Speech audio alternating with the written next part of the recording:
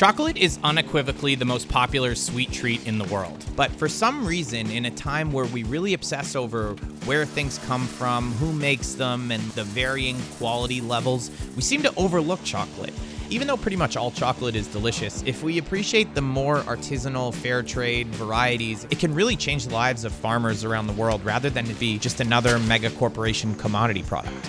So today, I want to find out what makes the best chocolate the best. To do that, I'm heading to Raaka, a chocolate factory in Brooklyn, to see how their obsessive sourcing, crazy machinery, and expert craftsmanship create an award-winning chocolate bar. It turns out the best chocolate starts with the best fruit, like these cacao pods being harvested in the Junín Valley in Peru. Farmers select only the ripe pods from the trees, remove the seeds, and then immediately transport them to a fermentation co-op back at the base. From there, the fruit is put into wooden boxes, and the seeds are fermented for 5 to 7 days. What happens here is the natural sugar on the outside of the bean ferments the cacao, turning the flavor from bitter and fruity to rich and chocolatey. Next, the beans are dumped out in the sun to dry before being bagged for export. From here, most large corporations would roast the crap out of the beans, which makes everything sort of taste the same. But smaller companies like Raaka prefer to bring their beans in unroasted, which preserves the unique flavor profile that each origin has. So today I'm going to the Raaka factory in Brooklyn to see all the work that goes into making one of the highest quality chocolate bars on the planet. These pods, this fruit is not something you would typically see in your factory here in Brooklyn, right? No, not in our factory. We get the dried and fermented seeds of the cocoa fruit. And why is that? This is a lot of weight, the pod itself. We're shipping like a material that we're not going to use if we ship the pods. Right. Also, it's much easier to ferment the seeds naturally in a warm tropical climate. Wouldn't it be the most Brooklyn thing ever though if you were the only people to like import the whole Yeah, the or whole if we pod? had like a greenhouse Yeah, it actually on a just rooftop and we were growing them and doing the whole thing ourselves. Yeah, that would be even more. This has been in the US now for, I don't know, 4 or 5 days. It doesn't look the same way as it would on the tree. Let's see what you guys actually get in here, and then we'll... Yeah, let's make some chocolate. Today we're going to turn this shipment of beans from the Dominican Republic into Raaka's signature maple and nibs bar. Welcome to Dan Does. Okay. All right, so what room are we in right now? Right now we're in the bean room. So we're gonna process that fruit seed that we're getting dried and fermented here in these bags into nibs and then into a paste that then will be turned into chocolate. Yeah, so when you peel away the shell, there's the bean. There's the bean right there. All right, that looks pretty full. Yeah. Solid, yeah, right? You think you can lift that? I mean, yeah. I saw you lift the full bag. Yeah, I don't know. I mean, maybe. So you're gonna toss this up here. All right. Now we start the long process of separating the bean from the shell. This first machine cracks the beans and then uses a gentle vacuum to pull away some lighter shell pieces.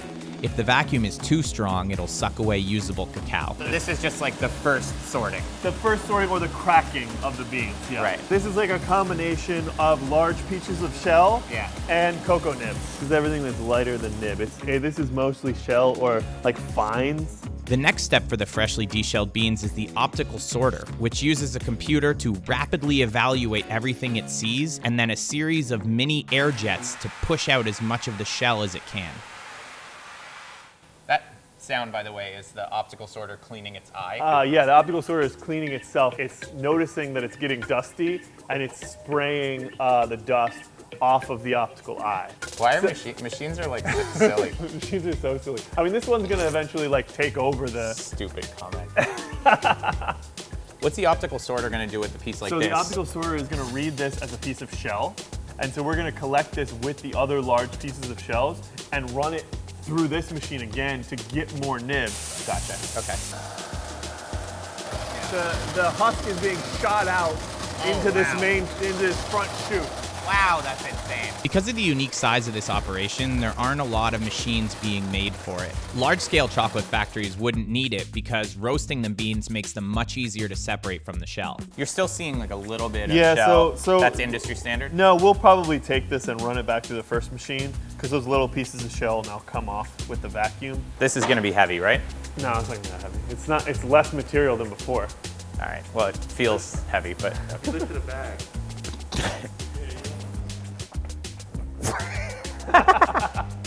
Notably heavy. All right. Great, cool. Thanks for continuing to roll on that. Now that everything's separated, the vacuum will suck out all the remaining pieces of shell, leaving us with 100% pure cacao. They're making it look easy here, but it actually takes a lot of fine touch adjustments to maximize cacao output while minimizing waste. All right, so we're happy with this. This looks really good, yeah. This can be chocolate. This can be chocolate for sure. The final machine in the bean room takes 2 to 3 passes to crush down the nibs into a fatty paste, or what they call flake, getting it ready for the next step, which is grinding. The first pass is going to grind the nibs into smaller nibs. Yeah. And then on the second or sometimes third pass, we're going to get the consistency like that we want in the paste. Step here with the wheels. So that's what we're looking for. We're looking for a flaky consistency. We're starting to release some of those fats, and so that's what makes it mold. That's causing the solids to clump together, and that's when we know that we can refine it in the other room, like in a relatively quick manner. Let's go to the other room. Let's do it. This is just some stones on a stone base. Right. As it spins, it's going to pull the flake underneath those stones and start to refine it. All right, here we go. From here, they'll add 2 kilos of the flake every 5 or so minutes until the full batch is in the grinder. Then, once it's all come together, they'll add the sugar and then let it sit for about 24 hours before sending it to the roller mill. I think one of the craziest things for me is just the amount of back and forth the chocolate does between these different machines. And you can't go under and you can't go over, or else you're gonna create a gummy final product. So this is what it's gonna taste like, right before we mill it. There's still like a little bit of chalkiness in it, but the swag of chocolate is the smoothness, right? Is the melt, is the fact that it glides off your palate. To get rid of that final sort of granularity, that's when we're going to use the roll mill over That's here. when we're going to use the roll mill. So what we're going to do right now is start milling. We're going to get half of this batch, and this will be the first half that we're going to mill or refine. Even the way you got your little spatula, you got some moves here. Listen, yeah, experience, I guess, yeah. Look at this, look at this. Woo! Oh, that's so good. Basically, we just carry this over. The next stage in the long series of refinement steps is the roller mill. Originally purposed with giving ink a smooth, glossy finish, the roller mill uses huge, heavy rollers to squash down the particle size of both the sugars and the cacao without overworking the chocolate. Oh, that's so crazy. The first thing that is going to be coming out of the roller milling process is going to be the fat. So it's not necessarily like doing any refinement yet. This is just like a filtering Basically, we so just far. started with it, yeah. After the fat comes the larger particles of cacao and sugar, which the team will actually send back through the mill to ensure they are smooth and melt on the tongue. This attention to detail and obsession with texture is not found in larger chocolate operations. You're really like sort of a spatula master. You love getting it right?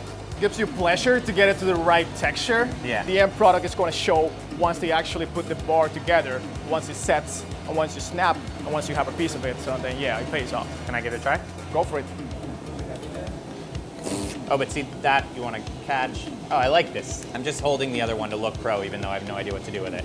So this is the finished product here, and you can't see any of the flakes. Exactly, and I can do this so you can see how smooth it is. Woo. All right, so now I'm going to dump this back into the grinder. Yeah. Now that the chocolate has come out of the roller mill, it's time to add the additional cocoa butter, which is going to bring the product up to the fattiness level that Raaka's looking for. There'd be no point in putting the cocoa butter in before it goes in the mill because it would just come out first and it would add time to the whole process. So once this is in, we just have to wait for it to combine and then it's ready?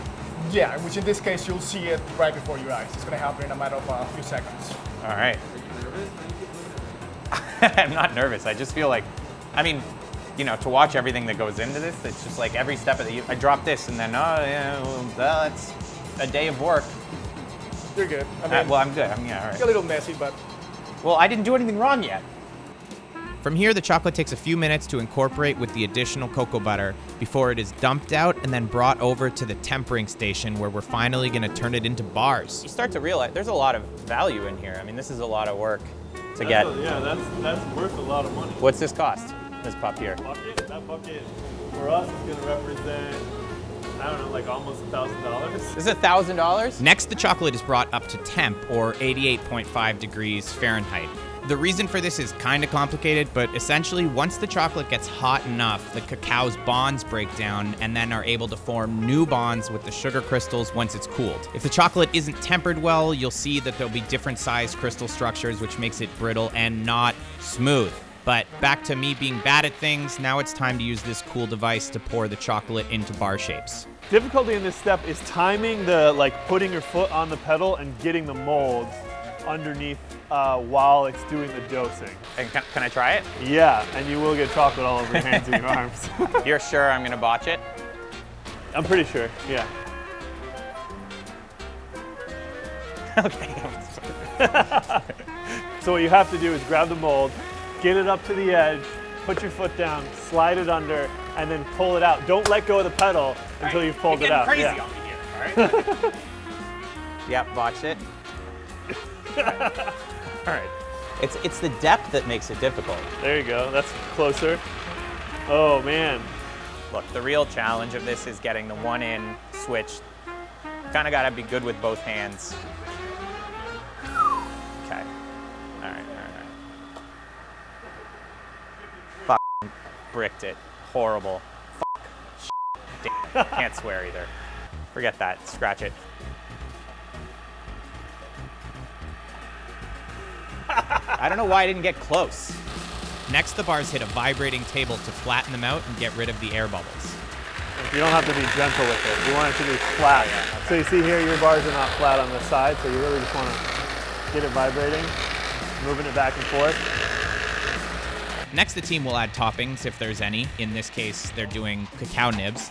They'll unmold the bars and then send them off to the fridge for a quick cool down. And then finally, it's time to use the insane packaging machine. So we have our maple bars that we pour. So they're ready to wrap in our 1970s chocolate bar wrapper. Sort of like an envelope folding style. So our bars are gonna look like they were folded by hand. This is the craziest looking thing I've ever seen. Without this thing, you're screwed, Without right? this thing, we'd have to wrap by hand, which we did for a number of years, and now we're not at a scale where that makes any sense to do. Jeez. So I'm gonna demonstrate, and we're gonna let you give it a shot. No way. The key to this machine is to make sure that your hands don't stop moving. If you're really good at it, Yeah. you're gonna have it going on that side, and then you're gonna have another hand over here laying out more bars while you apply pressure with this hand. So I can sit here and run at 25 bars a minute if I'm really focused. If you lose concentration or you don't apply the right amount of pressure, bars are gonna break, paper's gonna fly everywhere. All right, face down, the maple Face down. down. Hey, it's working. You're doing it. Uh-oh, you're gonna double stack it. You gotta put pressure in there, there you go. Oh, stop it. You ran a bar without paper. Ah, 'Cause you're not applying enough pressure. All right, hit start. Oh my God. Oh Jesus. Yeah, Okay. you see, now you're going too fast. Ah! You're getting fingerprints on the bars, Dan. Okay. Where do you touch them? On the side. But then that one's empty, and you just broke one. There's just one bar with no paper here. And you had a piece of chocolate stuck in the trigger, so all the paper's just going constantly. I thought we were wrapping up. Did you notice any difference in sound when your bars skipped? Because you have to That's listen a trick. too. Yeah, That's right? such a trick question. Did I notice? Obviously not. You need to be gentle. You need to be doing a totally separate task with this Yeah. hand, and you need to keep your eyes on it.